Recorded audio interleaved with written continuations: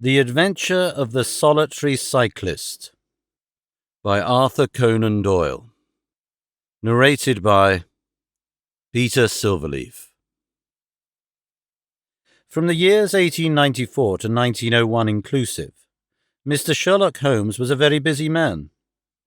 It is safe to say that there was no public case of any difficulty in which he was not consulted during those 8 years, and there were hundreds of private cases, some of them of the most intricate and extraordinary character, in which he played a prominent part. Many startling successes and a few unavoidable failures were the outcome of this long period of continuous work. As I have preserved very full notes of all these cases, and was myself personally engaged in many of them, it may be imagined that it is no easy task to know which I should select to lay before the public. I shall, however, preserve my former rule and give the preference to those cases which derive their interest not so much from the brutality of the crime as from the ingenuity and dramatic quality of the solution.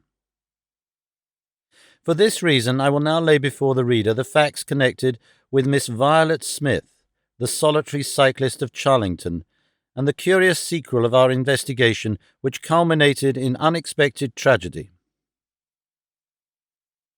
It is true that the circumstance did not admit of any striking illustration of those powers for which my friend was famous, but there were some points about the case which made it stand out in those long records of crime from which I gather the material for these little narratives. On referring to my notebook for the year 1895, I find that it was upon Saturday the 23rd of April that we first heard of Miss Violet Smith. Her visit was, I remember, extremely unwelcome to Holmes, for he was immersed at the moment in a very abstruse and complicated problem concerning the peculiar persecution to which John Vincent Harden, the well-known tobacco millionaire, had been subjected. My friend, who loved above all things precision and concentration of thought, resented anything which distracted his attention from the matter in hand. And yet, without a harshness which was foreign to his nature, it was impossible to refuse to listen to the story of the young and beautiful woman, tall, graceful, and queenly, who presented herself at Baker Street late in the evening and implored his assistance and advice. It was vain to urge that his time was already fully occupied, for the young lady had come with the determination to tell her story, and it was evident that nothing short of force could get her out of the room until she had done so. With a resigned air and a somewhat weary smile, Holmes begged the beautiful intruder to take a seat and to inform us what it was that was troubling her. "At least it cannot be your health," said he, as his keen eyes darted over her. "So ardent a bicyclist must be full of energy." She glanced down in surprise at her own feet, and I observed the slight roughening of the side of the sole caused by the friction of the edge of the pedal. "Yes, I bicycle a good deal, Mr. Holmes, and that has something to do with my visit to you today." My friend took the lady's ungloved hand and examined it with as close an attention and as little sentiment as a scientist would show to a specimen. "You will excuse me, I am sure. It is my business," said he as he dropped it. "I nearly fell into the error of supposing that you were typewriting. Of course, it is obvious that it is music. You observe the spatulate finger ends, Watson, which is common to both professions. There is a spirituality about the face, however," she gently turned it towards the light, "which the typewriter does not generate. This lady is a musician." "Yes, Mr. Holmes, I teach music." "In the country, I presume, from your complexion?" "Yes, sir, near Farnham, on the borders of Surrey." "A beautiful neighbourhood, and full of the most interesting associations. You remember, Watson, that it was near there that we took Archie Stamford, the forger. Now, Miss Violet, what has happened to you near Farnham, on the borders of Surrey?" The young lady, with great clearness and composure, made the following curious statement. "My father is dead, Mr. Holmes. He was James Smith, who conducted the orchestra at the Old Imperial Theatre. My mother and I were left without a relation in the world except one uncle, Ralph Smith, who went to Africa 25 years ago, and we have never heard a word from him since. When father died, we were left very poor, but one day we were told that there was an advertisement in the Times inquiring for our whereabouts. You can imagine how excited we were, for we thought that someone had left us a fortune.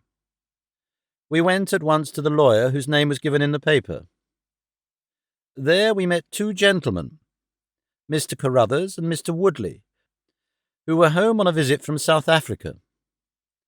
They said that my uncle was a friend of theirs, that he had died some months before in great poverty in Johannesburg, and that he had asked them, with his last breath, to hunt up his relations and see that they were in no want. It seemed strange to us that Uncle Ralph, who took no notice of us when he was alive, should be so careful to look after us when he was dead. But Mr. Carruthers explained that the reason was that my uncle had just heard of the death of his brother, and so felt responsible for our fate. "Excuse me," said Holmes. "When was this interview?" "Last December, 4 months ago." "Pray proceed." "Mr. Woodley seemed to me to be a most odious person. He was for ever making eyes at me.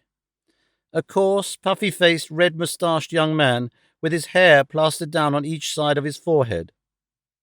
I thought that he was perfectly hateful, and I was sure that Cyril would not wish me to know such a person." "Oh, Cyril is his name," said Holmes, smiling. The young lady blushed and laughed. "Yes, Mr. Holmes, Cyril Morton, an electrical engineer, and we hope to be married at the end of the summer. Dear me, how did I get talking about him? What I wished to say was that Mr. Woodley was perfectly odious, but that Mr. Carruthers, who was a much older man, was more agreeable. He was a dark, sallow, clean-shaven, silent person, but he had polite manners and a pleasant smile.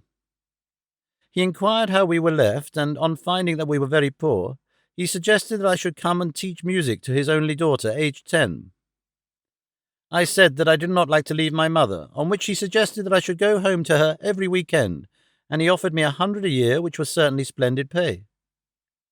So it ended by my accepting, and I went down to Chiltern Grange, about 6 miles from Farnham. Mr. Carruthers was a widower, but he had engaged a lady housekeeper, a very respectable elderly person called Mrs. Dixon, to look after his establishment. The child was a dear, and everything promised well. Mr. Carruthers was very kind and very musical, and we had most pleasant evenings together. Every weekend I went home to my mother in town. The first flaw in my happiness was the arrival of the red-moustached Mr. Woodley. He came for a visit of a week, and it seemed 3 months to me. He was a dreadful person, a bully to everyone else, but to me something infinitely worse. He made odious love to me, boasted of his wealth, said that if I married him I could have the finest diamonds in London, and finally, when I would have nothing to do with him, he seized me in his arms one day after dinner. He was hideously strong, and swore that he would not let me go until I had kissed him. Mr. Carruthers came in and tore him from me, on which he turned upon his own host, knocking him down and cutting his face open. That was the end of his visit, as you can imagine. Mr. Carruthers apologized to me next day and assured me that I should never be exposed to such an insult again. I have not seen Mr. Woodley since. And now, Mr. Holmes, I come at last to the special thing which has caused me to ask you your advice today. You must know that every Saturday forenoon I ride on my bicycle to Farnham Station in order to get the 12:22 to town. The road from Chiltern Grange is a lonely one, and at one spot it is particularly so, for it lies over a mile between Charlington Heath upon one side and the woods which lie round Charlington Hall upon the other.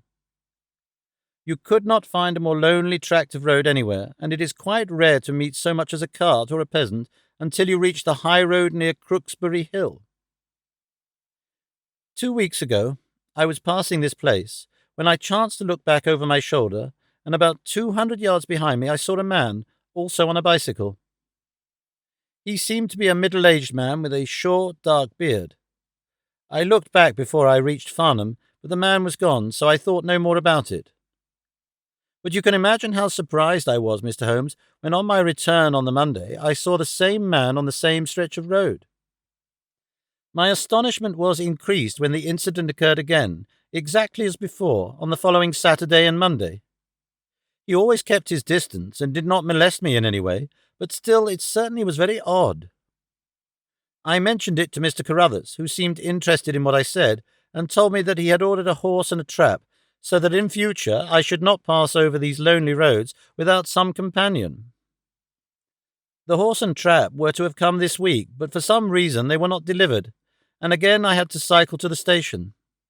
That was this morning. You can think that I looked out when I came to Charlington Heath, and there, sure enough, was the man, exactly as he had been the 2 weeks before. He always kept so far from me that I could not clearly see his face, but it was certainly someone whom I did not know. He was dressed in a dark suit with a cloth cap. The only thing about his face that I could clearly see was his dark beard.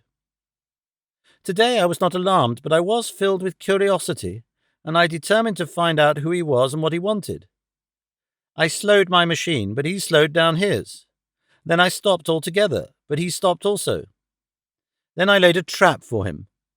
There is a sharp turning of the road, and I pedalled very quickly round this, and then I stopped and waited.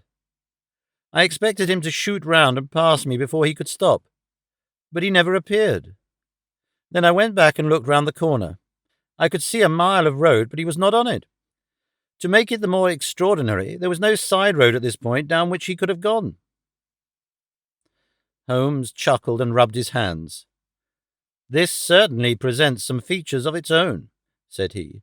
"How much time elapsed between your turning the corner and your discovery that the road was clear?" 2 or 3 minutes. Then he could not have retreated down the road, and you say that there are no side roads? None. Then he certainly took a footpath on one side or the other. It could not have been on the side of the heath, or I should have seen. So, by the process of exclusion, we arrive at the fact that he made his way toward Charlington Hall, which, as I understand, is situated in its own grounds on one side of the road. Anything else? Nothing, Mr. Holmes, save that I was so perplexed that I felt I should not be happy until I seen you and had your advice. Holmes sat in silence for some little time. "Where is the gentleman to whom you were engaged?" he asked at last. "He is in the Midland Electrical Company at Coventry." "He would not pay you a surprise visit?" "Oh, Mr. Holmes, as if I should not know him." "Have you had any other admirers?" "Several before I knew Cyril." "And since?" "There was this dreadful man Woodley, if you can call him an admirer." "No one else?" Our fair client seemed a little confused. "Who was he?" asked Holmes. "Oh, it may be a mere fancy of mine, but it had seemed to me sometimes that my employer, Mr. Carruthers, takes a great deal of interest in me. We are thrown rather together. I play his accompaniments in the evening. He has never said anything, he is a perfect gentleman, but a girl always knows." "Ah!" Holmes looked grave. "What does he do for a living?" "He is a rich man." "No carriages or horses?" "Well, at least he is fairly well-to-do, but he goes into the city 2 or 3 times a week. He is deeply interested in South African gold shares." "You will let me know any fresh development, Miss Smith. I am very busy just now, but I will find some time to make some inquiries into your case. In the meantime, take no step without letting me know. Goodbye, and I trust that we shall have nothing but good news from you."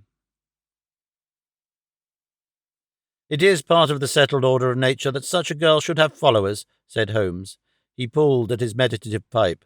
"But for choice not on bicycles in lonely country roads. Some secretive lover beyond all doubt. But there are curious and suggestive details about the case, Watson." "That he should appear only at that point?" "Exactly. Our first effort must be to find who are the tenants of Charlington Hall. Then again, how about the connection between Carruthers and Woodley, since they appear to be men of such a different type? How came they both to be so keen upon looking up Ralph Smith's relations? One more point. What sort of a menage is it which pays double the market price for a governess, but does not keep a horse, although 6 miles from the station? Odd, Watson. Very odd. You will go down? No, my dear fellow, you will go down. This may be some trifling intrigue, and I cannot break my other important research for the sake of it. On Monday you will arrive early at Farnham. You will conceal yourself near Charlington Heath. You will observe these facts for yourself, and act as your own judgment advises. Then, having inquired as to the occupants of the hall, you will come back to me and report. And now, Watson, not another word of the matter until we have a few solid stepping stones on which we may hope to get across to our solution. We had ascertained from the lady that she went down upon the Monday by the train which leaves Waterloo at 9:50, so I started early and caught the 9:13. At Farnham Station I had no difficulty in being directed to Charlington Heath. It was impossible to mistake the scene of the young lady's adventure, for the road runs between the open heath on one side and an old yew hedge upon the other, surrounding a park which is studded with magnificent trees. There was a main gateway of lichen-studded stone, each side pillar surmounted by mouldering heraldic emblems. But besides this central carriage drive, I observed several points where there were gaps in the hedge and paths leading through them. The house was invisible from the road, but the surroundings all spoke of gloom and decay. The heath was covered with golden patches of flowering gorse, gleaming magnificently in the light of the bright spring sunshine. Behind one of these clumps I took up my position so as to command both the gateway of the hall and a long stretch of the road upon either side. It had been deserted when I left it, but now I saw a cyclist riding down it from the opposite direction to that in which I had come. He was clad in a dark suit, and I saw that he had a black beard. On reaching the end of the Charlington grounds, he sprang from his machine and led it through a gap in the hedge, disappearing from my view. A quarter of an hour passed, and then a second cyclist appeared. This time it was the young lady coming from the station. I saw her look about her as she came to the Charlington hedge. An instant later the man emerged from his hiding place, sprang upon his cycle, and followed her. In all the broad landscape those were the only moving figures, the graceful girl sitting very straight upon her machine, and the man behind her bending low over his handlebar with a curiously furtive suggestion in every movement. She looked back at him and slowed her pace. He slowed also. She stopped. He at once stopped too, keeping 200 yards behind her. Her next movement was as unexpected as it was spirited. She suddenly whisked her wheels round and dashed straight at him. He was as quick as she, however, and darted off in desperate flight. Presently she came back up the road again, her head haughtily in the air, not deigning to take any further notice of her silent attendant. He had also turned, and still kept his distance until the curve of the road hid them from my sight. I remained in my hiding place, and it was well that I did so, for presently the man reappeared, cycling slowly back. He turned in at the hall gates and dismounted from his machine. For some minutes I could see him standing among the trees. His hands were raised, and he seemed to be settling his necktie. Then he mounted his cycle and rode away from me down the drive towards the hall. I ran across the heath and peered through the trees. Far away I could catch glimpses of the old grey building with its bristling Tudor chimneys, but the drive ran through a dense shrubbery, and I saw no more of my man. However, it seemed to me that I had done a fairly good morning's work, and I walked back in high spirits to Farnham. The local house agent could tell me nothing about Charlington Hall, and referred me to a well-known firm in Pall Mall. There I halted on my way home, and met with courtesy from the representative. No, I could not have Charlington Hall for the summer. I was just too late. It had been let about a month ago. Mr. Williamson was the name of the tenant. He was a respectable elderly gentleman. The polite agent was afraid he could say no more, as the affairs of his clients were not matters which he could discuss. Mr. Sherlock Holmes listened with attention to the long report which I was able to present to him that evening, but it did not elicit the word of curt praise which I had hoped for and should have valued. On the contrary, his austere face was even more severe than usual, as he commented upon the things that I had done and the things that I had not done. Your hiding place, my dear Watson, was very faulty. You should have been behind the hedge. Then you would have had a close view of this interesting person. As it is, you were some hundreds of yards away, and can tell me even less than Miss Smith. She thinks she does not know the man. I am convinced she does. Why, otherwise, should he be so desperately anxious that she should not get so near him as to see his features? You describe him as bending over the handlebar. Concealment again, you see. You really have done remarkably badly. He returns to the house, and you want to find out who he is. You come to a London house agent? What should I have done? I cried with some heat. Gone to the nearest public house. That is the centre of country gossip. They would have told you every name from the master to the scullery maid. Williamson? It conveys nothing to my mind. If he is an elderly man, he is not this active cyclist who sprints away from that young lady's athletic pursuit. What have we gained by your expedition?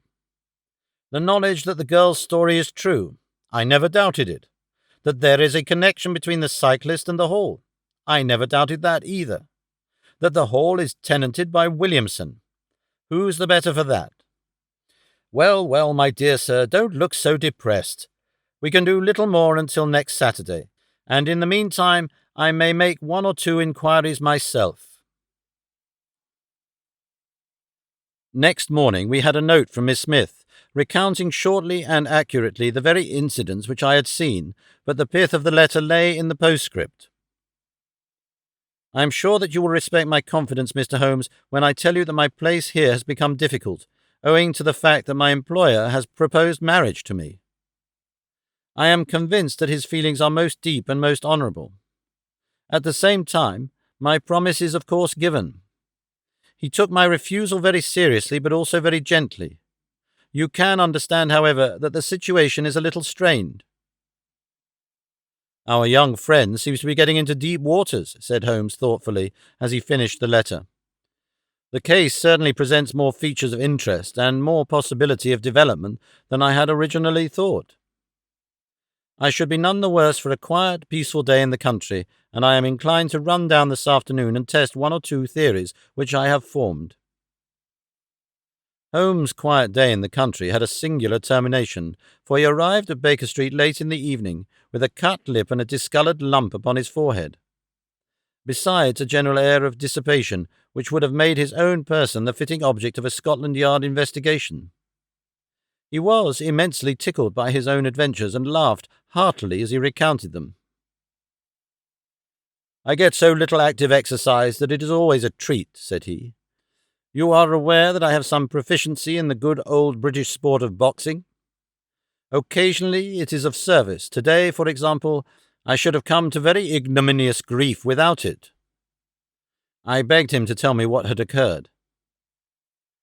"I found that country pub which I had already recommended to your notice, and there I made my discreet inquiries. I was in the bar, and a garrulous landlord was giving me all that I wanted. Williamson is a white-bearded man, and he lives alone with a small staff of servants at the Hall. There is some rumour that he has or has been a clergyman, but 1 or 2 incidents of his short residence at the Hall struck me as peculiarly unecclesiastical. I have already made some inquiries at a clerical agency, and they tell me that there was a man of that name in orders whose career has been a singularly dark one. The landlord further informed me that there are usually weekend visitors, a warm lot, sir, at the Hall, and especially one gentleman with a red moustache, Mr. Woodley by name, who was always there. We had got so far as this, when who should walk in but the gentleman himself, who had been drinking his beer in the tap-room, and had heard the whole conversation. Who was I? What did I want? What did I mean by asking questions? He had a fine flow of language, and his adjectives were very vigorous. He ended a string of abuse by a vicious backhander which I failed to entirely avoid. The next few minutes were delicious. It was a straight left against a slogging ruffian. I emerged as you see me. Mr. Woodley went home in a cart. So ended my country trip, and it must be confessed that, however enjoyable, my day on the Surrey border has not been much more profitable than your own. The Thursday brought us another letter from our client. "You will not be surprised, Mr. Holmes," said she, "to hear that I am leaving Mr. Carruthers' employment. Even the high pay cannot reconcile me to the discomforts of my situation. On Saturday I come up to town, and I do not intend to return. Mr. Carruthers has got a trap, and so the dangers of the lonely road, if there ever were any dangers, are now over. As to the special cause of my leaving, it is not merely the strained situation with Mr. Carruthers, but it is the reappearance of that odious man, Mr. Woodley. He was always hideous, but he looks more awful than ever now, for he appears to have had an accident, and he is much disfigured. I saw him out of the window, but I am glad to say I did not meet him. He had a long walk with Mr. Carruthers, who seemed much excited afterwards. Woodley must be staying in the neighbourhood, for he did not sleep here, and yet I caught a glimpse of him again this morning, slinking about in the shrubbery. I would soon have a savage wild animal loose about the place. I loathe and fear him more than I can say. How can Mr. Carruthers endure such a creature for a moment? However, all my troubles will be over on Saturday." "So I trust, Watson, so I trust," said Holmes gravely. "There is some deep intrigue going on round that little woman, and it is our duty to see that no one molests her upon that last journey. I think, Watson, that we must spare time to run down together on Saturday morning and make sure that this curious and inclusive investigation has no untoward ending." I confess that I had not up to now taken a very serious view of the case, which had seemed to me rather grotesque and bizarre than dangerous. That a man should lie in wait for and follow a very handsome woman is no unheard-of thing, and if he has so little audacity that he not only dared not address her, but even fled from her approach, he was not a very formidable assailant.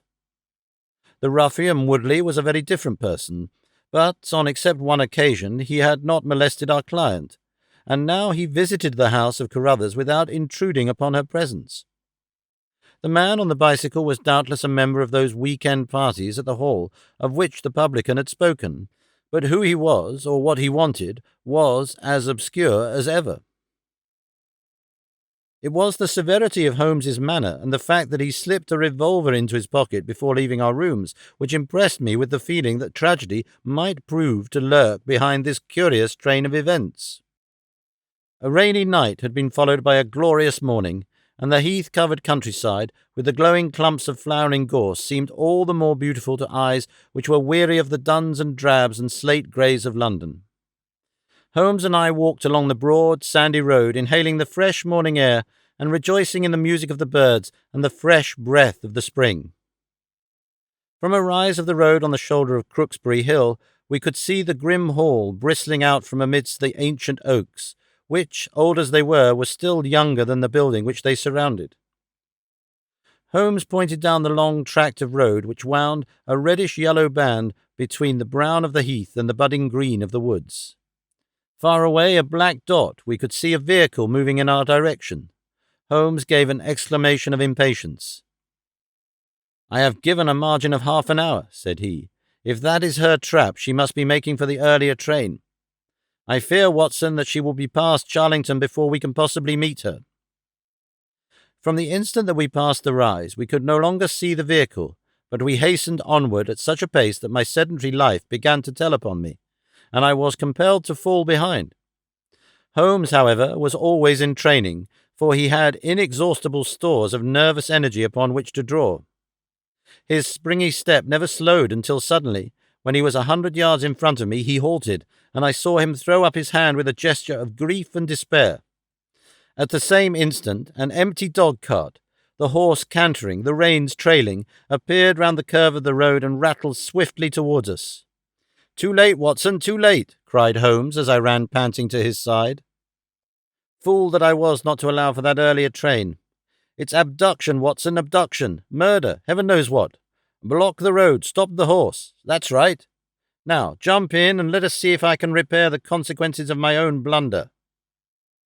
We had sprung into the dog-cart, and Holmes, after turning the horse, gave it a sharp cut with the whip, and we flew back along the road.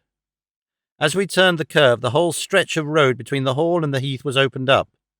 I grasped Holmes' arm. "That's the man," I gasped. A solitary cyclist was coming towards us. His head was down and his shoulders rounded as he put every ounce of energy that he possessed onto the pedals. He was flying like a racer. Suddenly he raised his bearded face, saw us close to him, and pulled up, springing from his machine. That coal-black beard was in singular contrast to eyes, were as bright as if he had a fever. He stared at us and at the dog-cart. Then a look of amazement came over his face. "Hello! Stop there!" he shouted, holding his bicycle to block our road. "Where did you get that dog-cart? Pull up, man," he yelled, drawing a pistol from his side. "Pull up, I say, or by George, I'll put a bullet into your horse." Holmes threw the reins into my lap and sprang down from the cart. "You're the man we want to see. Where is Miss Violet Smith?" he said in his quick, clear way. "That's what I'm asking you. You're in her dog-cart. You ought to know where she is." "We met the dog-cart on the road. There was no one in it. We drove back to help the young lady." Good Lord, what shall I do?" cried the stranger in an ecstasy of despair. "They've got her, that hellhound Woodley and that blackguard parson. Come, man, come, if you really are her friend. Stand by me and we'll save her, if I have to leave my carcass in Charlington Wood." He ran distractedly, his pistol in his hand, towards a gap in the hedge. Holmes followed, and I, leaving the horse grazing beside the road, followed Holmes. "This is where I came through," said he, pointing to the marks of several feet upon the muddy path. "Hello, wait, stop, a minute. Who's in the bush?" It was a young fellow about 17, dressed like an ostler with leather cords and gaiters. He lay upon his back, his knees drawn up, a terrible cut upon his head. He was insensible but alive. A glance at his wound told me that it had not penetrated the bone. "That's Peter the groom," cried the stranger. "He drove her. The beasts have pulled him off and clubbed him. Let him lie, we can't do him any good, but we may save her from the worst fate that can befall a woman." We ran frantically down the path, which wound among the trees. We had reached the shrubbery which surrounded the house when Holmes pulled up. "They didn't go to the house. Here are the marks on the left, here, beside the laurel bushes. Ah, I said so." As he spoke, a woman's shrill scream, a scream which vibrated with a frenzy of horror, burst from the thick green clump of bushes in front of us. It ended suddenly on its highest note with a choke and a gurgle. This way, they are in the bowling alley," cried the stranger, darting through the bushes. "Ah, the cowardly dogs! Follow me, gentlemen. Too late, by the living Jingo." We had broken suddenly into a lovely glade of greensward surrounded by ancient trees. On the farther side of it, under the shadow of a mighty oak, there stood a singular group of 3 people. One was a woman, our client, drooping and faint, a handkerchief round her mouth. Opposite her stood a brutal, heavy-faced, red-moustached young man, his gaitered legs parted wide, one arm akimbo, the other waving a riding crop, his whole attitude suggestive of triumphant bravado. Between them an elderly, grey-bearded man, wearing a short surplice over a light tweed suit, had evidently just completed the wedding service, for he pocketed his prayer book as we appeared, and slapped the sinister bridegroom upon the back in jovial congratulation. "They're married," I gasped. "Come on," cried our guide, "come on." He rushed across the glade, Holmes and I at his heels. As we approached, the lady staggered against the trunk of the tree for support. Williamson, the ex-clergyman, bowed to us with mock politeness, and the bully, Woodley, advanced with a shout of brutal and exultant laughter. "You can take off your beard, Bob," said he. "I know you right enough. Well, you and your pals have just come in time for me to be able to introduce you to Mrs. Woodley." Our guide's answer was a singular one. He snatched off the dark beard which had disguised him and threw it on the ground, disclosing a long, sallow, clean-shaven face below it. Then he raised his revolver and covered the young ruffian, who was advancing upon him with his dangerous riding crop swinging in his hand. "Yes," said our ally, "I am Bob Carruthers, and I'll see this woman righted, if I have to swing for it. I told you what I'd do if you molested her, and by the Lord, I'll be as good as my word." "You're too late. She's my wife." "No, she's your widow." His revolver cracked, and I saw the blood spurt from the front of Woodley's waistcoat. He spun round with a scream and fell upon his back, his hideous red face turning suddenly to a dreadful mottled pallor. The old man, still clad in his surplice, burst into such a string of foul oaths as I have never heard, and pulled out a revolver of his own, but before he could raise it, he was looking down the barrel of Holmes's weapon. "Enough of this," said my friend coldly. "Drop that pistol. Watson, pick it up. Hold it to his head. Thank you. You, Carruthers, give me that revolver. We'll have no more violence. Come, hand it over." "Who are you, then?" "My name is Sherlock Holmes." "Good Lord! You have heard of me, I see. I will represent the official police until their arrival. Here, you," he shouted to a frightened groom who had appeared at the edge of the glade. "Come here. Take this note. As hard as you can, ride to Farnham." He scribbled a few words upon a leaf from his notebook. "Give it to the superintendent at the police station. Until he comes, I must detain you all under my personal custody." The strong, masterful personality of Holmes dominated the tragic scene, and all were equally puppets in his hands. Williamson and Carruthers found themselves carrying the wounded Woodley into the house, and I gave my arm to the frightened girl. The injured man was laid on his bed, and at Holmes' request I examined him. I carried my report to where he sat in the old tapestry-hung dining-room with his 2 prisoners before him. "He will live," said I. "What?" cried Carruthers, springing out of his chair. "I'll go upstairs and finish him first. Do you tell me that angel is to be tied to Roaring Jack Woodley for life?" "You need not concern yourself about that," said Holmes. "There are 2 very good reasons why she should, under no circumstances, be his wife. In the first place, we are very safe in questioning Mr. Williamson's right to solemnize a marriage." "I have been ordained," cried the old rascal. "And also unfrocked. Once a clergyman, always a clergyman." "I think not. How about the license?" "We had a license for the marriage. I have it here in my pocket." "Then you got it by trick. But in any case, a forced marriage is no marriage, but it is a very serious felony, as you will discover before you have finished. You will have time to think the point out during the next 10 years or so, unless I am mistaken. As to you, Carruthers, you would have done better to keep your pistol in your pocket." "I begin to think so, Mr. Holmes, but when I thought of all the precaution I had taken to shield this girl, for I loved her, Mr. Holmes, and it is the only time that ever I knew what love was, it fairly drove me mad to think that she was in the power of the greatest brute and bully in South Africa, a man whose name is holy terror from Kimberley to Johannesburg. Why, Mr. Holmes, you'll hardly believe it, but ever since that girl has been in my employment, I have never once let her go past this house, where I knew the rascals were lurking, without following her on my bicycle, just to see that she came to no harm. I kept my distance from her, and I wore a beard so that she should not recognize me, for she is a good and high-spirited girl, and she wouldn't have stayed in my employment for long if she had thought that I was following her about the country roads." "Why didn't you tell her of her danger?" "Because then again she would have left me, and I couldn't bear to face that. And if she couldn't love me, it was a great deal to me just to see her dainty form about the house, and to hear the sound of her voice." "Well," said I, "you call that love, Mr. Carruthers, but I should call it selfishness." "Maybe the 2 things go together. Anyhow, I couldn't let her go. Besides, with this crowd about, it was well that she should have someone near to look after her. Then, when the cable man came, I knew they were bound to make a move." "What cable?" Carruthers took a telegram from his pocket. "That's it," said he. It was short and concise. "The old man is dead." Said Holmes. "I think I see how things worked, and I can understand how this message would, as you say, bring them to a head. But while you wait, you might as well tell me what you can." The old reprobate with the surplice burst into a volley of bad language. "By heaven," said he, "if you squeal on us, Bob Carruthers, I'll serve you as you served Jack Woodley. You can bleat about the girl to your heart's content, for that's your own fare, but if you round on your pals to this plain-clothes copper, it will be the worst day's work that you ever did." "Your reverence need not be excited," said Holmes, lighting a cigarette.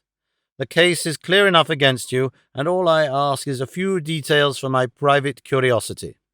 However, if there's any difficulty in your telling me, I'll do the talking, and then you will see how far you have a chance of holding back your secrets. In the first place, 3 of you came from South Africa on this game. You Williamson, you Carruthers, and Woodley. Lie number 1, said the old man. I never saw either of them until 2 months ago, and I have never been in Africa in my life, so you can put that in your pipe and smoke it, Mr. Busybody Holmes. What he says is true, said Carruthers. Well, well, 2 of you came over. His Reverence is our own homemade article. You had known Ralph Smith in South Africa. You had reason to believe he would not live long. You found out that his niece would inherit his fortune. How's that, eh? Carruthers nodded, and Williamson swore. She was next of kin, no doubt, and you were aware that the old fellow would make no will. Couldn't read or write, said Carruthers. So you came over, the 2 of you, and hunted up the girl. The idea was that one of you was to marry her, and the other to have a share of the plunder. For some reason, Woodley was chosen as the husband. Why was that? We played cards for her on the voyage. He won. I see. You got the young lady into your service, and there Woodley was to do the courting. She recognized the drunken brute that he was, and would have nothing to do with him. Meanwhile, your arrangement was rather upset by the fact that you had yourself fallen in love with the lady. You could no longer bear the idea of this ruffian owning her. No, by George, I couldn't. There was a quarrel between you. He left you in a rage and began to make his own plans independently of you. It strikes me, Williamson, that there isn't very much that we can tell this gentleman, cried Carruthers with a bitter laugh. Yes, we quarrelled, and he knocked me down. I am level with him on that, anyhow. Then I lost sight of him. That was when he picked up with this outcast padre here.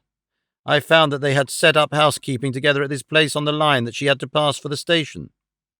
I kept my eye on her after that, for I knew there was some devilry in the wind. I saw them from time to time, for I was anxious to know what they were after. 2 days ago, Woodley came up to my house with this cable, which showed that Ralph Smith was dead. He asked me if I would stand by the bargain. I said I would not. He asked me if I would marry the girl myself and give him a share. I said that I would willingly do so, but that she would not have me. He said, let us get her married first, and after a week or 2 she may see things a bit different. I said I would have nothing to do with violence, so he went off cursing like the foul-mouthed blackguard that he was, and swearing that he would have her yet. She was leaving me this weekend, and I got a trap to take her to the station, but I was so uneasy in my mind that I followed her on my bicycle.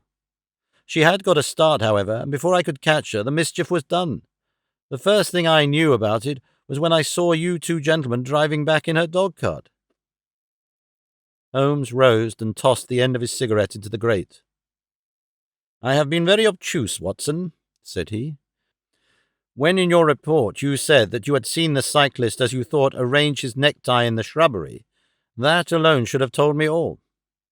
However, we may congratulate ourselves upon a curious and, in some respects, a unique case. I perceive 3 of the county constabulary in the drive, and I am glad to see that the little ostler is able to keep pace with them. So it is likely that neither he nor the interesting bridegroom will be permanently damaged by their morning's adventures. I think, Watson, that in your medical capacity you might wait upon Miss Smith and tell her that if she is sufficiently recovered, we shall be happy to escort her to her mother's home. If she is not quite convalescent, you will find that a hint that we are about to telegraph to a young electrician in the Midlands would probably complete the cure.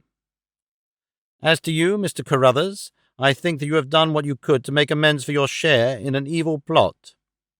There is my card, sir, and if my evidence can be a help in your trial, it shall be at your disposal. In the whirl of our incessant activity, it has often been difficult for me, as the reader has probably observed, to round off my narratives and to give those vital final details which the curious might expect. Each case has been the prelude to another, and the crisis once over, the actors have passed for ever out of our busy lives. I find, however, a short note at the end of my manuscript dealing with this case, in which I have put it upon my record that Miss Violet Smith did indeed inherit a large fortune, and that she is now the wife of Cyril Morton, the senior partner of Morton and Kennedy, the famous Westminster electricians. Williamson and Woodley were both tried for abduction and assault, the former getting 7 years, the latter 10. Of the fate of Carruthers, I have no record, but I am sure that his assault was not viewed very gravely by the court, since Woodley had the reputation of being a most dangerous ruffian, and I think that a few months were sufficient to satisfy the demands of justice.